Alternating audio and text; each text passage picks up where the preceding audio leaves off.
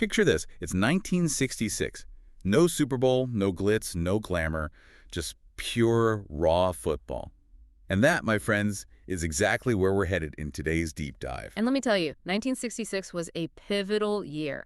A year of mergers, expansions, and rule changes that would shape the NFL into the powerhouse it is today. We're talking about a real clash of titans, right? The AFL and NFL two leagues used to battling it out tooth and nail decided to bury the hatchet. Well, bury the hatchet might be a bit of an understatement. This was a full-blown merger, a seismic shift in the world of professional football. No kidding. So what did that look like in action? I mean, did all the teams just become best buddies overnight? I wish. They kept their own schedules for a bit, but the merger meant all existing teams were safe. No franchise moves, no uprooted legacies. But, and this is a big one, Hit me with it. they agreed to a single championship game. Top AFL team duking it out with the NFL's best. Can you imagine the hype? Oh, man, the trash talk alone would have been legendary. They called it the World Championship game, right? Little did they know they were inventing the Super Bowl. Talk about a legacy. But hold on, we're not done with the changes just yet. 1966 also welcomed a brand new team to the field, the Atlanta Falcons. The Falcons?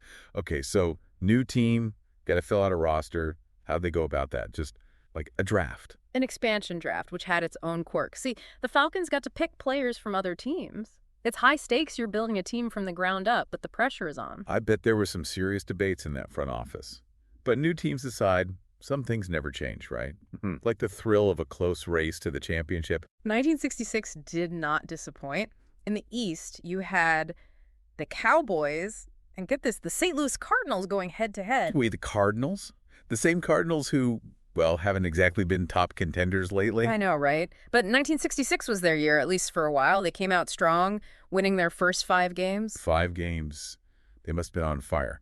So what happened? Did they keep it up? Don't leave me in suspense. Yeah. Did those Cardinals manage to keep that momentum going? Well, they had a good run, but ultimately the Cowboys clinched the division. The Cardinals, though, talk about a tough break. They were in a prime position to make it to the championship game, Yeah. but they got knocked out by, of all teams, the Atlanta Falcons. No way. The expansion team. That's got to sting. Imagine being a Cardinals player so close to the championship and then, bam, taken out by a team that didn't even exist the year before. It's a wild story, that's for sure. Meanwhile, over in the West, it was business as usual for the Green Bay Packers. They dominated their division and secured their spot in the championship game. Of course they did. It's the Packers. But even with their dominance, there had to be some good competition in the West, right? Oh, absolutely. The Minnesota Vikings and the Baltimore Colts gave them a run for their money.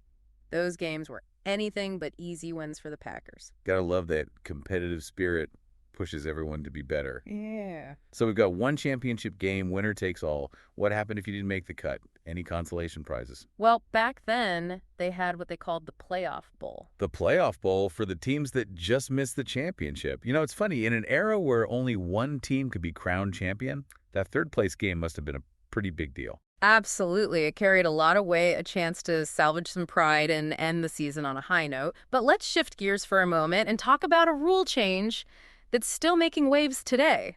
The Don Chandler rule. Okay, now you've got my attention. A rule named after a player. There's got to be a good story behind that.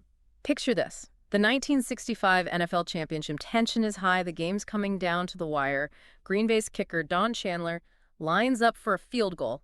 It's close, really close. The refs call it good, the Packers win, but... Hold on. Now, back then, those goalposts were right there on the field at the front of the end zone, right? You got it, and they weren't standardized. The size and shape could vary from stadium to stadium. So you've got this controversial kick, inconsistent goalposts, and, well, it sparked a major change in the game. So what'd they do? Did they bring in instant replay to settle the score? Not quite. They went for a more straightforward solution. Standardized goalposts. But here's the kicker. They moved the uprights further back to the end line. That's a pretty big change. I bet it threw some kickers for a loop. Yeah. It's crazy to think that something that seems so small could have such a lasting impact on the game. Speaking of lasting impact, let's talk about the main event of the 1966 season. Yeah. The very first AFL-NFL World Championship game, or, as we know it today, Super Bowl I. Now, that's a game for the ages. Of course, back then, it wasn't the spectacle we know and love today. No epic halftime shows, no million-dollar commercials. Yeah, no fantasy leagues either. It was a simpler time. So, who were the contenders in this first-ever Super Bowl matchup? Representing the NFL, you had the Green Bay Packers, led by the legendary Vince Lombardi.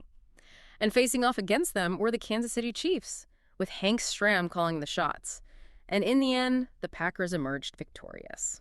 A fitting end to a truly historic season. I mean, think about it. This wasn't just a game. It was the start of something huge. From those early days of the merger to the underdog Falcons in that very first Super Bowl, 1966 really was a wild ride, wasn't it? And we can't forget about Don Chandler's infamous field goal. It's amazing to think that one single play could change how the game's played for decades. Just goes to show you how unpredictable history can be. It really does. And it's easy to forget that, right?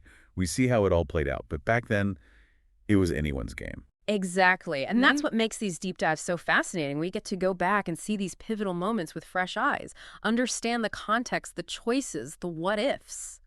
We've covered a lot of ground, haven't we? Close calls, expansion drafts, a rule-changing field goal, and of course that unforgettable first Super Bowl.